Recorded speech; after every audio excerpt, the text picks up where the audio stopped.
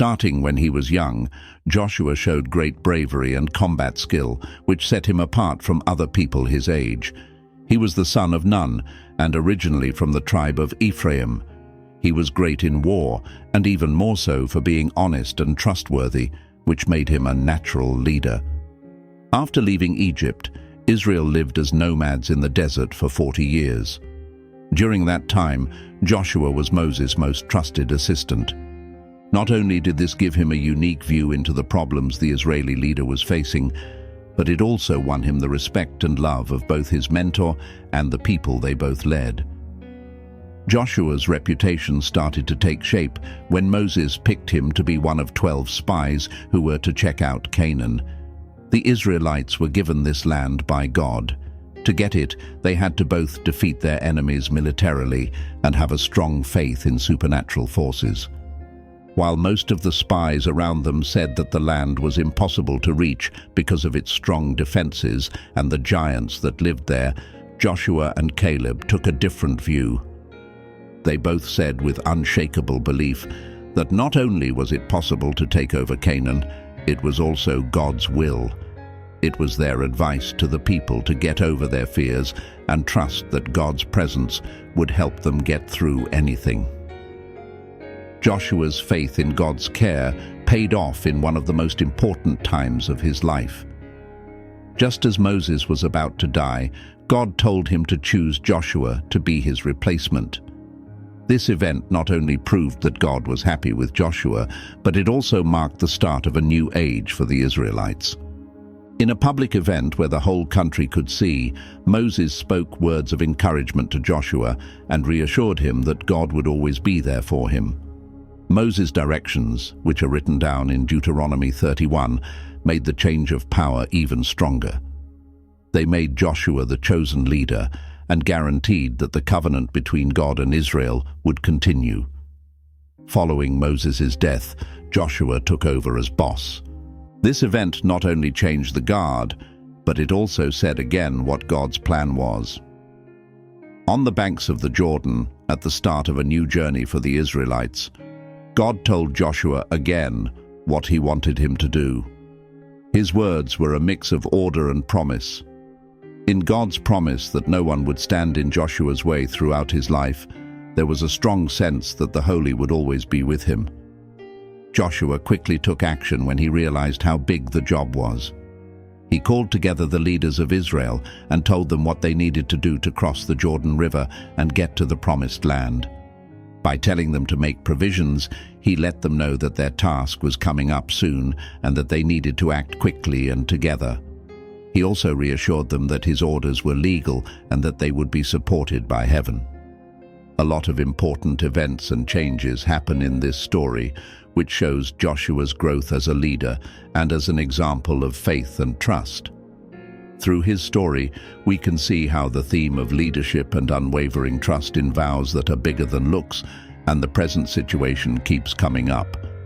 Please like the movie and subscribe to our channel if Joshua's leadership and knowledge move you. You'll then get more stories like this one. Spread the lessons of hope and bravery in this movie. Feel free to leave a super thanks if this story moves you and you want to support this work. We can keep telling more Bible stories and spreading this message of faith and hope thanks to your donation. Thank you so much for your help. Continuing with Joshua's story, the fact that he was accepted as leader of Israel shows how much respect and trust he earned while learning from Moses. The words of loyalty and courage from the people showed how determined they were to follow his guidance.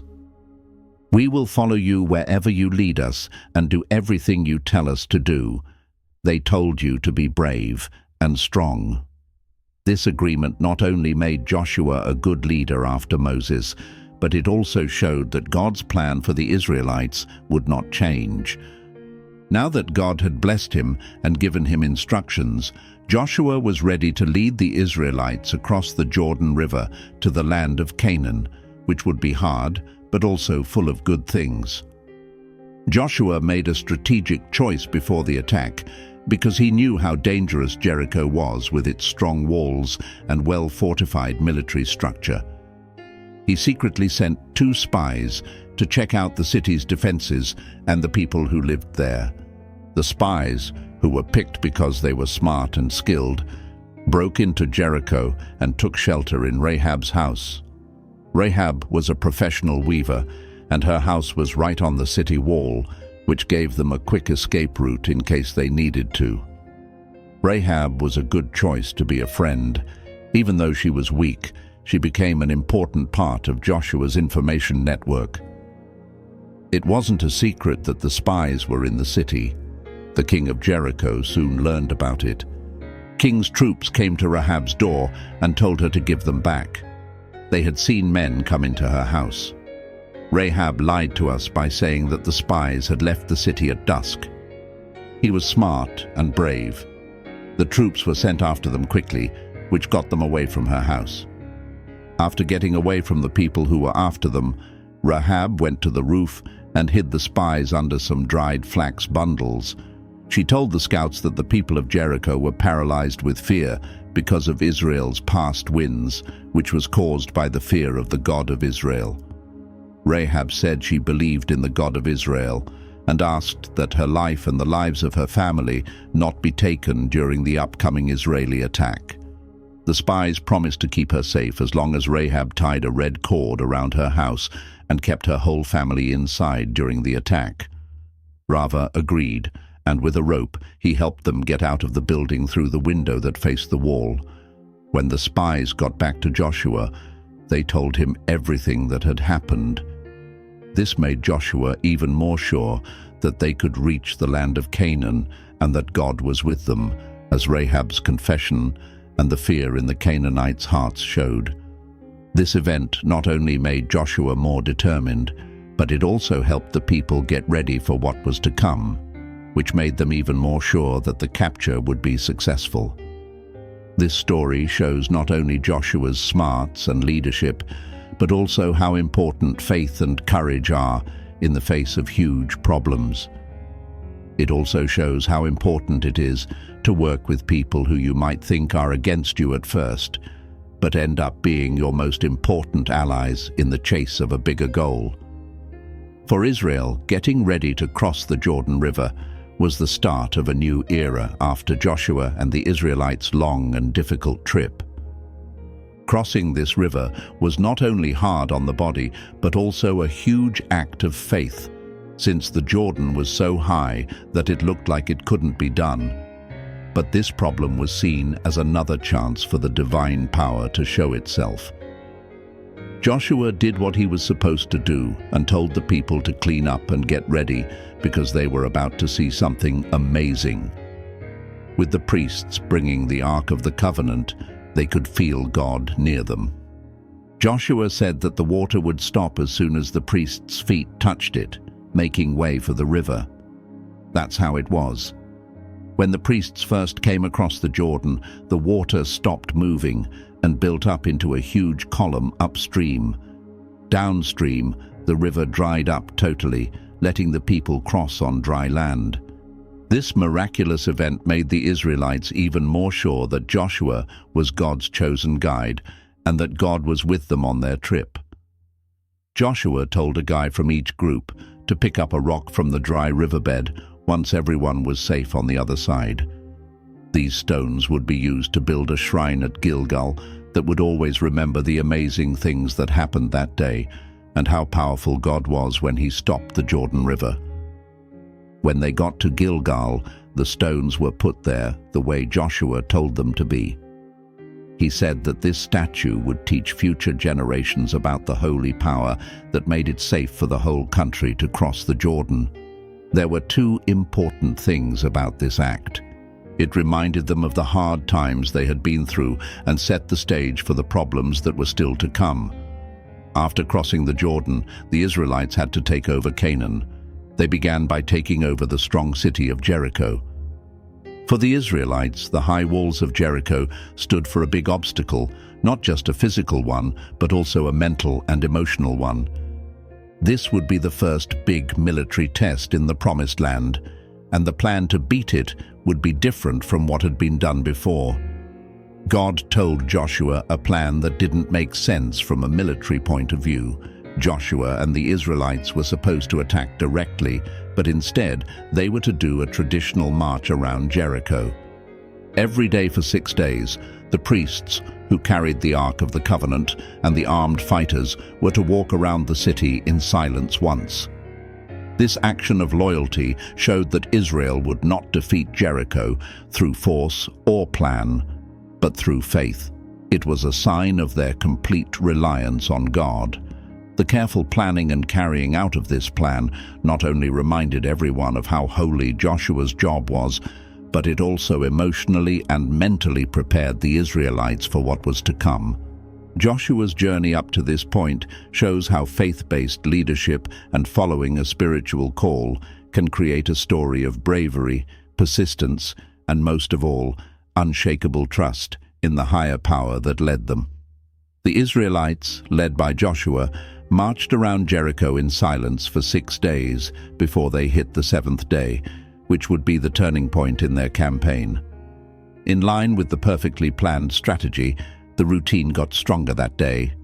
They not only went around the city 7 times, but you could feel the excitement in the air. The parade was led by 7 priests holding trumpets made from ram's horns. The sound of their trumpets was like a call to God. Finally, at the most exciting part of the 7th round, Joshua spoke up and told everyone to scream while the priests blew their horns. A miracle happened because of the roar, which was a sound of faith and hope. The strong walls of Jericho could not stand up to the combined force of belief and fell apart, letting an easy attack happen.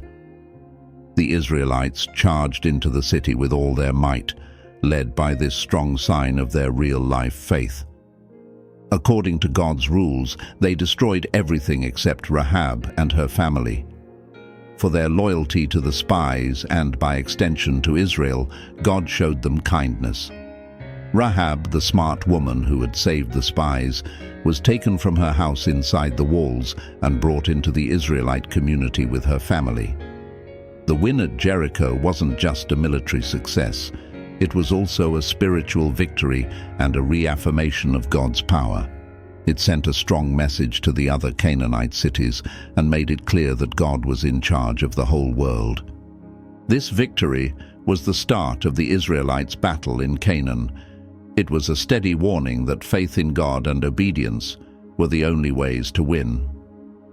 After their success, Joshua and the Israelites went to attack Ai, which seemed like a less dangerous city. They only sent a small group to capture it because they were sure of their past win. But the truth was very different from what people thought it would be. The men of Ai pushed back and beat the Israelites. This was a huge failure that broke the people's spirits and left them alone and exposed. Joshua was devastated and confused by their loss, even though God was protecting them. He knelt down in front of the Ark of the Lord and covered himself with ashes as a sign of deep pain and prayer. He screamed and asked God why he had let Israel cross the Jordan only to face such terrible things. The answer from God was telling. The bad thing happened because of sin in the Israelite camp. A man named Achan broke God's rule by taking things from Jericho for himself without telling anyone.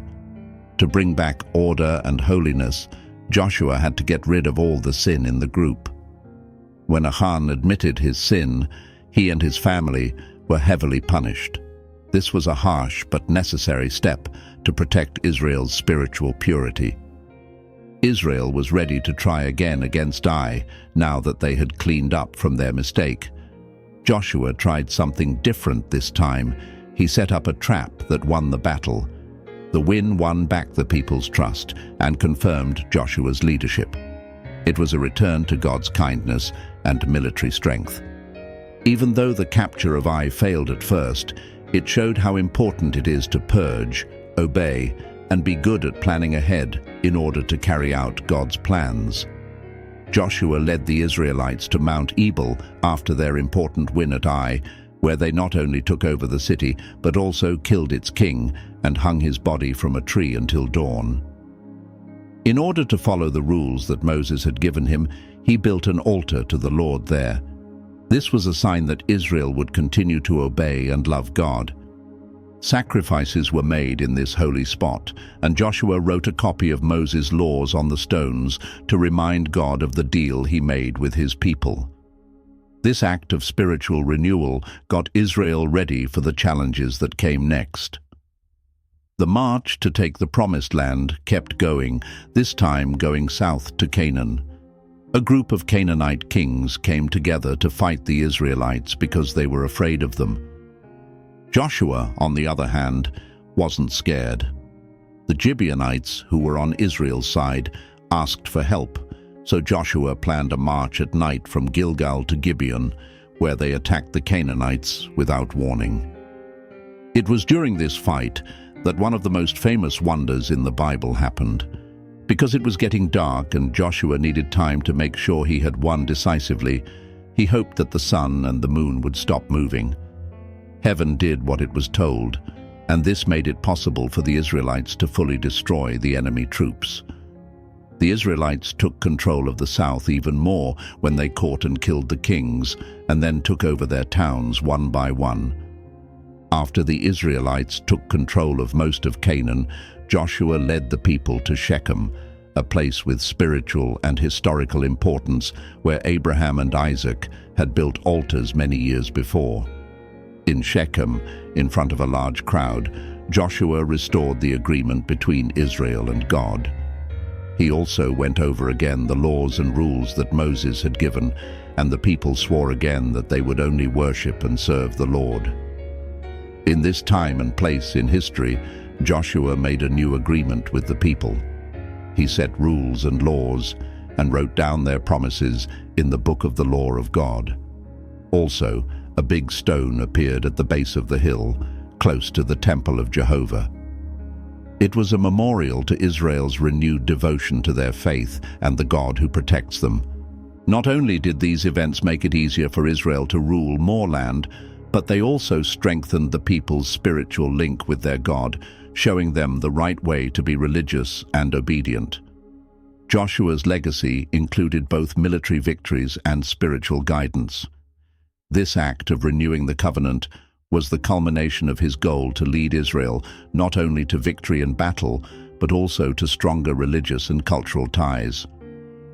After renewing the bond at Shechem and making sure that Israel would follow Moses' rules, Joshua focused on giving the Promised Land to each of the Israelite tribes. This was one of the last things he did as leader. That process wasn't just about property or getting things done. It was the fulfilling of a promise God made to Abraham, Isaac, and Jacob many years ago. The land was given out by lot to make sure that each group got an equal share, which was in line with God's will and direction. The tent of meeting was put up in Shiloh when it became a religious and political hub. It was a sign that God would always be with his people. During this important time, Shiloh became the center of Israel's life, bringing together the religious and secular aspects of the country. From this holy spot, Joshua and the leaders of the tribes drew out the land, making sure that each tribe settled in the right place according to God's directions. Along with the general sharing, extra steps were taken to make sure that justice and safety were maintained in the new Israelite society. For instance, the towns of shelter were built to provide safety for people who had killed others. The accused could stay safe in these towns until they could get a fair trial. This kept them safe from people who wanted to kill them. This method showed how deep Mosaic law went when it came to dealing with the complicated nature of life and how important it is to keep order and justice. Because of their important role as priests and in serving the altar, the Levites did not get a piece of land like the other tribes. Instead, they were given cities with fields nearby for their flocks and crops.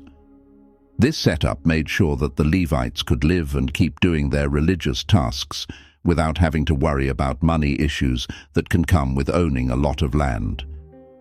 Before the Israelites took over Canaan, Moses gave the tribes of Reuben, Gad, and half of Manasseh land to set up their homes east of the Jordan River.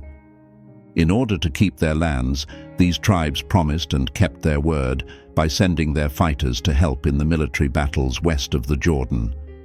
The tribes' ability to work together showed how united and dependent Israel was, even though some groups were split by the Jordan River. Joshua's instructions for giving out the land not only kept God's promises, but they also made Israel's social and tribal system stronger.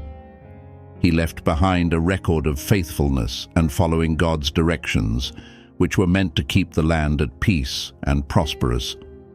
It was clear to Joshua what the future held for Israel. God's law brought them together, and they lived in unity with God's rules, with each tribe staying in its own area. These were Joshua's last actions. They marked the end of a time of war and the start of a new time for Israel of settling and growth. Under his guidance, a group of people who used to be nomads became a country with deep roots in a promised land. This fulfilled ancient promises made to their ancestors and showed that God would always be faithful to his chosen people. As an old man with a strong sense of responsibility, Joshua spent his life making sure that the people of Israel kept their faith in God and obeyed him. He had led Israel through many victories and established the tribes in their lands. He knew his time was short, so he called important meetings of the people of Israel to give them his last words and advice, leaving a lasting memory. Joshua lived in Timnath-Seraj, which is where the first meeting took place. There he got together with the leaders, judges, and officials and told them about all the great things God had done for them, like freeing Egypt and taking over Canaan. He pleaded with everyone to stay true to God's laws, and he warned them not to mix with the other pagan nations because their practices and gods could lead the Israelites wrong. Later, in Shechem, a place with a lot of spiritual and historical meaning, Joshua gathered all of Israel's families to renew their covenant with God. He reminded them of the amazing things God had done and the land they had inherited without working for it. He also told them to stay away from other gods and serve the Lord with honesty and loyalty. "I and my house will serve the Lord," Joshua said, moving everyone in the room. He was moved by the spirit of his ancestors. After hearing what Joshua had to say and feeling the power of Suphe, the people vowed again to follow only the Lord and not any other god. Joshua put up a big stone at the base of the hill, close to the shrine, to show that he meant what he said. As a lasting sign of this new covenant, this stone said it would always remind them of their promises to God and show how faithful they were. Joshua died at the age of 110. He left behind a changed country and many leaders who were moved by how he worked hard and helped others. He was buried in Timnath-Seraj, which is in the mountains of Ephraim. This wasn't just a random choice. It was meant to show how deeply he loved the land and the people who lived there. There, in the peaceable hills he helped make, Joshua rests. His legacy lives on in the hearts and minds of Israelites. Joshua's story shows how faith and leadership can make a difference, and his death makes us think about how commitment to a greater cause can change not only a person's life, but also the future of a whole country. Today is the end of Joshua's journey. We want you to think about your own life and the promises you've made. So, what can you do to be as honest about your beliefs as Joshua? Leave a comment below. We want to hear your story. Don't forget to keep following us to get more ideas and learn more. Thanks for reading this story with a lot of lessons. If you liked it, please like and follow our channel. Thank you for following us to the end of this incredible story. See you in the next video. May God be with you always. Amen.